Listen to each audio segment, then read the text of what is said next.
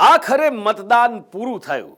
ગુજરાતની 25 બેઠક ઉપર ગુજરાતની શાનને છાજે એવા શાંતિપૂર્ણ માહોલમાં લોકશાહીનો મહાપર્વ ઉજવાયો. 4 કેન્દ્રીય મંત્રીઓની સાથે 266 ઉમેદવારોના ભાવિ ઈવીએમમાં સીલ થઈ ગયા. નમસ્કાર, આપ જોઈ રહ્યા છો સંદેશ ન્યૂઝ, તમારી સાથે સત્યની સાથે સંદેશ વિશેષ સાથે હું છું નુપુર. ઉત્તર ગુજરાતમાં બનાસકાંઠા, પાટણ, સાબરકાંઠાના મતદારોએ દિલ ખોલીને મતદાન કર્યું તો દક્ષિણ ગુજરાતમાં પણ મતદારોનો ઉત્સાહ જળવાઈ રહ્યો. પણ હા, સૌરાષ્ટ્રમાં ઓછા મતદાને ચિંતા વધારી છે. જે રાજકોટ બેઠક પર કાંટેકી ટક્કર છે ત્યાં તો સંતોષકારક મતદાન નોંધાયું, પણ બીજી લોકસભા બેઠકોમાં મતદાન અપેક્ષા કરતા ઓછું થયું. સંદેશ વિશેષમાં વાત કરવી છે દિવસભર ઉજવાયેલા લોકશાહીના પર્વની સાથે જ એવી બેઠકોની પણ ચર્ચા કરવી છે જેના પર ગુજરાતની સાથે સાથે આખા દેશની નજર છે. આ તમામ બેઠકો ઉપર કેવું મતદાન રહ્યું, મતદારોમાં કેવો ઉત્સાહ જોવા મળ્યો અને પાછલી ચૂંટણીની તુલનામાં આ વખતનું મતદાન કેવું રહ્યું, જુઓ સૌથી પહેલા આ વિશેષ. લોકસભા 2024ની ચૂંટણીમાં ત્રીજા તબક્કાનું મતદાન પૂર્ણ થયું. ગુજરાતની 25 બેઠકો સહિત દેશભરમાં 93 બેઠકો ઉપર મતદાન થયું. ગુજરાતમાં શાંતિપૂર્ણ માહોલમાં મતદાન થયું છે. વર્ષ 2024ની ચૂંટણીમાં ગુજરાતમાં 56%થી વધુ મતદાન નોંધાયું છે. વર્ષ 2019માં ગુજરાતમાં લોકસભાની ચૂંટણીમાં 64.67% મતદાન થયું હતું. વર્ષ 2014ના મતદાનનો રેકોર્ડ તૂટ્યો હતો. વર્ષ 2014માં સત્તા પરિવર્તન થયું ત્યારે 63.67% મતદાન નોંધાયું હતું. ગુજરાતમાં સવારના પોરમાં મતદાનનો ઉત્સાહ જોવા મળ્યો. ઉત્તર ગુજરાત, મધ્ય અને દક્ષિણ ગુજરાતમાં એ ઉત્સાહ જળવાઈ રહ્યો. પણ જેમ જેમ દિવસ ચડતો ગયો એમ સૌરાષ્ટ્રમાં રાજકોટ સિવાય બીજે બધે જ મતદાનનો ઉત્સાહ ઓસરતો ગયો. અહીંયા એવી બેઠકોની વાત કરવી છે જે ચૂંટણી પૂર્વે ખાસી એવી ચર્ચામાં રહી. આ બેઠકો સામાજિક મુદ્દાઓના કારણે, તેમના ઉમેદવારોના કારણે ચર્ચામાં રહી. ગુજરાતની કેટલીક એવી બેઠકો છે જેના મતદાન પર સૌથી વધારે નજર રહી.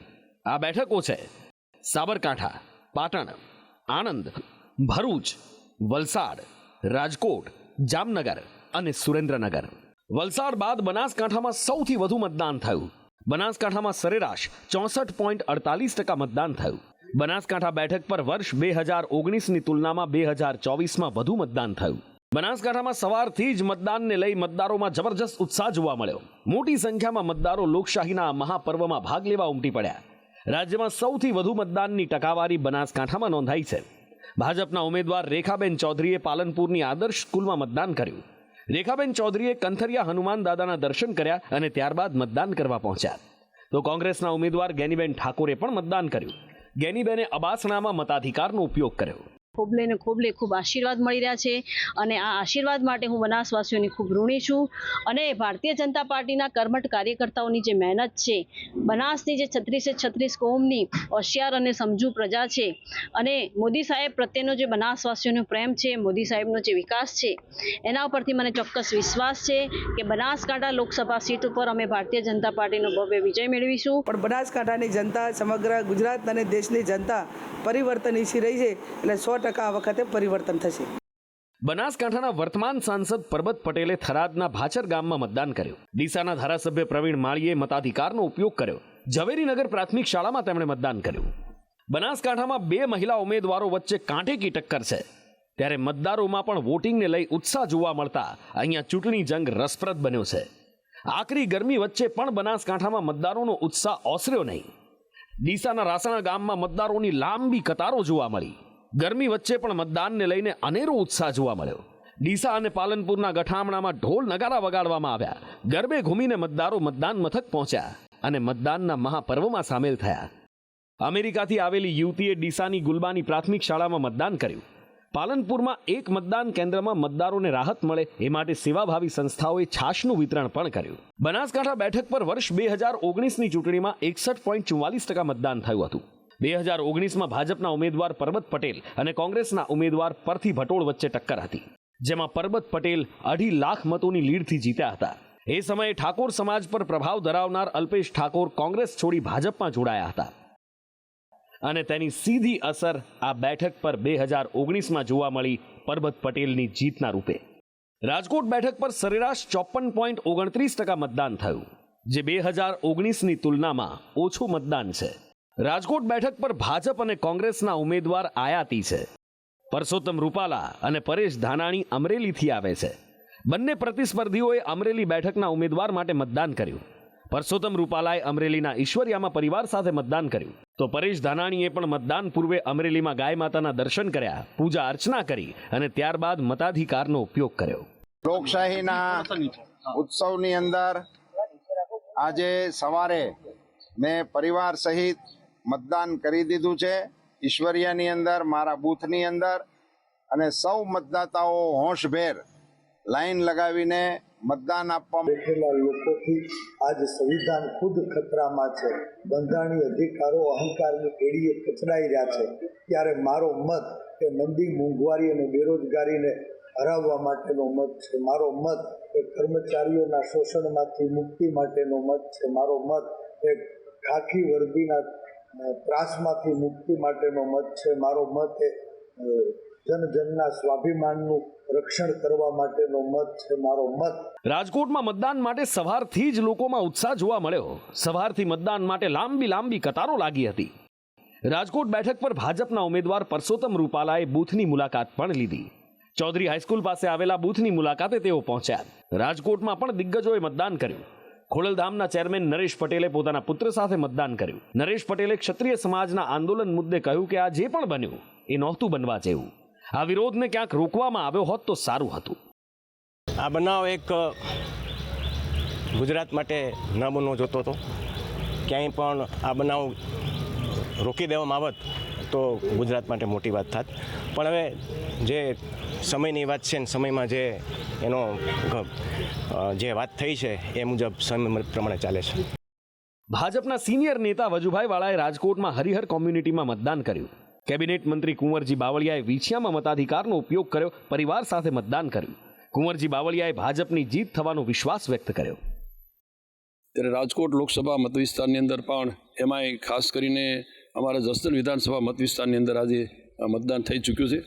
જ્યારે વિછિયા કન્યા શાળામાંથી અમે અમારા પરિવાર સાથે સૌપ્રથમ અત્યારે મતદાન કર્યું છે. ખૂબ સારી લીડ પણ આપણા ઉમેદવાર ભારતીય જનતા પક્ષના ઉમેદવાર ભાઈ રૂપાલાને મળવાનું છે. પૂર્વ મુખ્યમંત્રી વિજય રૂપાણીએ રાજકોટની અનિલ જ્ઞાન મંદિર શાળામાં મતદાન કર્યું. વિજય રૂપાણી તેમના પરિવાર સાથે મતદાન કરવા માટે પહોંચ્યા હતા. રાજ્યસભાના સાંસદ રામ મોકરિયાએ પણ મતદાન કર્યું. મંત્રી ભાનુબેન બાબરિયાએ રાજકોટની સાધુ વાસવાણી સ્કૂલમાં મતદાન કર્યું. ધોરાજીમાં કોંગ્રેસ પ્રમુખ ડી.સી. વોરા ડુંગળીનો હાર પહેરીને મતદાન કરવા પહોંચ્યા હતા. એક તરફ કેટલાક લોકો મતદાન ના કરવાના બહાના કરતા હોય છે. એવા મતદારોને રાજકોટના જેતપુરમાં મતદાન કરવા પહોંચેલા દિવ્યાંગ મતદાર શીખ આપી ગયા. દિવ્યાંગ નાગરિકે એમ્બ્યુલન્સમાં આવીને મતદાન કર્યું અને પોતાની ફરજ નિભાવી. રાજકોટમાં વસંત વાટિકાના મતદારો બેન્ડ વાજા સાથે મતદાન મથકે પહોંચ્યા. મતદાનને લઈ જબરજસ્ત ઉત્સાહ જોવા મળ્યો. રાજકોટ બેઠક પર વર્ષ 2019માં 58.3% મતદાન થયું હતું.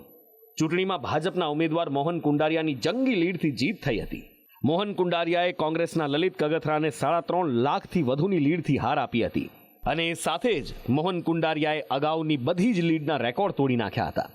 વર્ષ 2024ની ચૂંટણીમાં ભાજપે રાજકોટ બેઠક પર મોહન કુંડારિયાના બદલે અમરેલીના પરસોત્તમ રૂપાલાને ટિકિટ આપી. આ ચૂંટણીમાં પરસોત્તમ રૂપાલા સામે ક્ષત્રિય સમાજની નારાજગીએ ભાજપની ચિંતા વધારી, જેની સામે કોંગ્રેસના ગણિત મુજબ પરેશ ધાનાણીને ટિકિટ આપવાથી ક્ષત્રિયોના મત તેમની તરફ રહેશે અને પાટીદારોના મત પણ અંકે કરી શકાશે એવી ધારણા બંધાઈ. એવામાં અહીં રૂપાલા માટે મોહન કુંડારિયાનો લીડનો રેકોર્ડ તોડવા કરતા બેઠક જાળવી રાખવાનો મોટો પડકાર છે. કોંગ્રેસ ક્યાંય પ્રચાર પ્રસારમાં નથી. કોંગ્રેસના લોકોએ ક્યાંય કોઈ પ્રજાને પાસે પોતાનો એજન્ડા લઈને ગયા એવું દેખાતું નથી. ત્યારે વડાપ્રધાન નરેન્દ્રભાઈ મોદી એક વસ્તુ માટે લોકોની વચ્ચે રહ્યા છે. અને હું માનું છું કે નરેન્દ્રભાઈને અમે મુખ્યમંત્રી તરીકે જોયા ત્યારે પણ એ સદભાવના મિશનના આપવાસ હોય કે યાત્રાઓ હોય, ગુજરાત ગૌરવ યાત્રા હોય, સદભાવના મિશનના આપવાનું હોય કે નર્મદા બંધ માટે અનશન પર બેસવાની વાત હોય, નરેન્દ્રભાઈ હંમેશા પ્રજાની વચ્ચે રહ્યા છે. આવા પ્રજાવત્સલ શાસક માટે આજનું મતદાન છે. ત્યારે એક સાઈડેથી જ મતદાન થયું હોય, પ્રજાએ ભારતીય જનતા પક્ષની તરફેણમાં મતદાન કર્યું હોય એવું સ્પષ્ટપણે દેખાય છે. જામનગર બેઠક પર સરેરાશ 52.36% મતદાન થયું. વર્ષ 2019ની તુલનામાં આ મતદાન ઓછું છે. જામનગરમાં ભાજપના ઉમેદવાર પૂનમ માડમે પરિવાર સાથે મતદાન કર્યું. પૂનમબેન તેમના માતાને વ્હીલચેર પર લઈને આવ્યા અને મતાધિકારનો તેમણે ઉપયોગ કર્યો. લોકશાહીના મહાપર્વમાં આપણી લોકસભાની ચૂંટણીમાં આજે મેં મતદાન કરી અને મારું નાગરિક તરીકેનું દાયિત્વ, મારી ફરજ અહીંયા પૂરી કરી છે. રાજ્યના કૃષિ મંત્રી રાઘવજી પટેલે પણ પોતાના પત્ની સાથે જામનગરમાં મતદાન કર્યું. વહેલી સવારે મતદાતાઓની લાઈન જોવા મળી. સિનિયર સિટીઝન મતદાન માટે સવારમાં નીકળી પડ્યા હતા, પણ એ બાદ મતદાનમાં નિરસતા જોવા મળી. જામનગરમાં બિલ્ડર દંપતી રોલ્સ રોયસમાં સવાર થઈને મતદાન કરવા પહોંચ્યા, જે આકર્ષણનું કેન્દ્ર બન્યા. તેઓએ ગોજિયા સ્કૂલમાં પહોંચીને મતદાન કર્યું. કાલાવડમાં 100 વર્ષના દાદીએ મતદાન કર્યું. જામનગર બેઠક પર વર્ષ 2019માં સરેરાશ 57.34% મતદાન થયું હતું. 2019માં આ બેઠક પર આહિર સામે આહિર ટકરાયા હતા. ભાજપના ઉમેદવાર પૂનમ માડમ અહીંથી જીત્યા, જેમની સામે કોંગ્રેસના મુળુભાઈ કંડોરિયાને હારનો સ્વાદ ચાખવો પડ્યો. આ ચૂંટણીમાં ભાજપે પૂનમ માડમને રિપીટ કર્યા, તો કોંગ્રેસે જેપી મારવિયાની પસંદગી કરી અને પાટીદાર ઉમેદવારને ટિકિટ આપી. આ ચૂંટણીમાં આહિર સામે પાટીદાર ઉમેદવારની જંગ છે. રાજકોટ બાદ સૌથી વધારે જામનગરમાં ક્ષત્રિય સમાજનો વિરોધ જોવા મળ્યો હતો. પૂનમ માડમ સામે પણ ક્ષત્રિય સમાજના લોકો જાહેર કાર્યક્રમમાં વિરોધ નોંધાવી ચૂક્યા છે. સંદેશ વિશેષના અહેવાલમાં ગુજરાતમાં થયેલા સરેરાશ મતદાનની વાત કરી. એવી 3 બેઠકોની વાત કરી જે ટોક ઓફ ધ સ્ટેટ છે: બનાસકાંઠા, રાજકોટ અને જામનગર. આગળ વાત કરવી છે સુરેન્દ્રનગર, ભરૂચ, વલસાડ, આણંદ, સાબરકાંઠા અને પાટણની. અને સાથે જ આપને બતાવવું છે કે મતદાનની ટકાવારી આવનારા પરિણામ પર કેવી અને શું અસર છોડી શકે છે. 2024ની લોકસભાની ચૂંટણીમાં કંઈક અલગ જ સમીકરણો રચાયા. ભરૂચ બેઠક પર મનસુખ વસાવા સામે ચૈતર વસાવાને ચૂંટણી લડવાની વાત હોય કે પછી બનાસકાંઠામાં 2 મહિલા ઉમેદવારોની ટક્કર કે પછી ક્ષત્રિય સમાજની રૂપાલા સામેની લડાઈ હોય, ક્ષત્રિય સમાજનું આંદોલન, જાતિગત સમીકરણો અને ઉમેદવારોના આક્રમક પ્રચાર આ ચૂંટણીમાં કેન્દ્ર સ્થાને રહ્યા. મતદાન પૂરું થઈ ગયું છે. ક્યાંક વધારે તો ક્યાંક ઓછું મતદાન જોવા મળ્યું છે.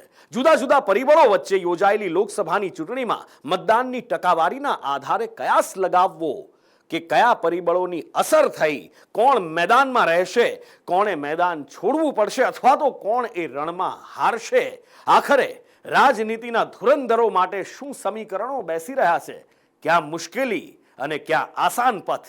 ગુજરાતમાં સૌથી વધુ મતદાન વલસાડ બેઠક પર થયું છે. આદિવાસી મતદારોનું પ્રભુત્વ ધરાવતી આ બેઠકમાં 70% સુધી સરેરાશ મતદાન નોંધાયું છે. વર્ષ 2019માં પણ વલસાડમાં 70%ની આસપાસ મતદાન નોંધાયું હતું. વલસાડના કોંગ્રેસના ઉમેદવાર અનંત પટેલે નવસારી જિલ્લામાં આવેલા ઉનાઈ ગામમાં મતદાન કર્યું. વલસાડ બેઠક પર નાણામંત્રી કનુ દેસાઈએ મતાધિકારનો ઉપયોગ કર્યો. ડાંગમાં મહિલાઓ એક સરખી સાડી પહેરી અને મતદાન કરવા માટે પહોંચી. નવદુર્ગાના પ્રતીક ગણાતી સાડી પહેરી મતદાન કરવા માટે મહિલાઓ પહોંચી ત્યારે ભક્તિ અને લોકશાહીના સમન્વયના અદ્ભુત દ્રશ્યો જોવા મળ્યા. વલસાડ બેઠક પર વર્ષ 2019ની લોકસભા ચૂંટણીમાં સરેરાશ 70% મતદાન થયું હતું. એ વખતે આ બેઠક પર ભાજપના ડોક્ટર કેસી પટેલ અને કોંગ્રેસના જીતુ ચૌધરી વચ્ચે ટક્કર હતી. ડોક્ટર કેસી પટેલની 3,53,000ની જંગી લીડથી જીત થઈ હતી. પણ આ વખતની ચૂંટણીમાં વલસાડમાં રસાકસીનો જંગ જામ્યો છે. કોંગ્રેસે વાંસદાના ધારાસભ્ય અનંત પટેલને ટિકિટ આપી છે. અનંત પટેલની આદિવાસીઓમાં ખૂબ લોકપ્રિયતા છે, જેની સામે ભાજપે ધવલ પટેલને ટિકિટ આપી છે, જે અનંત પટેલની તુલનામાં ફિલ્ડ પર બિનઅનુભવી ચહેરો છે, પણ ભાજપના સોશિયલ મીડિયા માટે તેમની સક્રિય ભૂમિકા રહી છે. વલસાડ બેઠક પર અનંત પટેલ માટે પ્રિયંકા ગાંધી તો ધવલ પટેલ માટે અમિત શાહ ચૂંટણી પ્રચાર કરી ચૂક્યા છે. ભરૂચ બેઠક પર પણ નોંધપાત્ર મતદાન થયું. ભરૂચમાં 69% સરેરાશ મતદાન થયું. વર્ષ 2019ની ચૂંટણીમાં અહીંયા 70%ની આસપાસ મતદાન નોંધાયું હતું.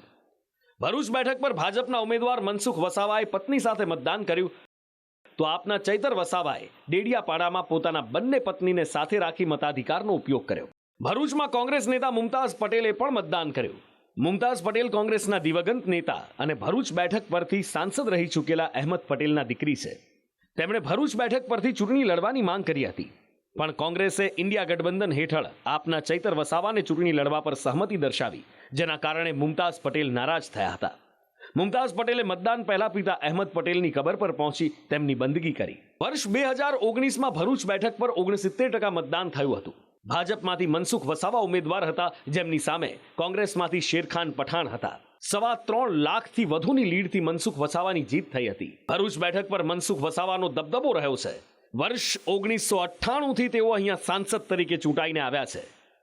અને હવે વર્ષ 2024ની ચૂંટણીની વાત કરીએ તો મનસુખ વસાવા સામે ચૈતર વસાવા લોકપ્રિય આદિવાસી ચહેરો છે. ઉત્તર ગુજરાતની સાબરકાંઠા બેઠક પર 61.14%, પાટણ બેઠક પર 54.96% મતદાન નોંધાયું.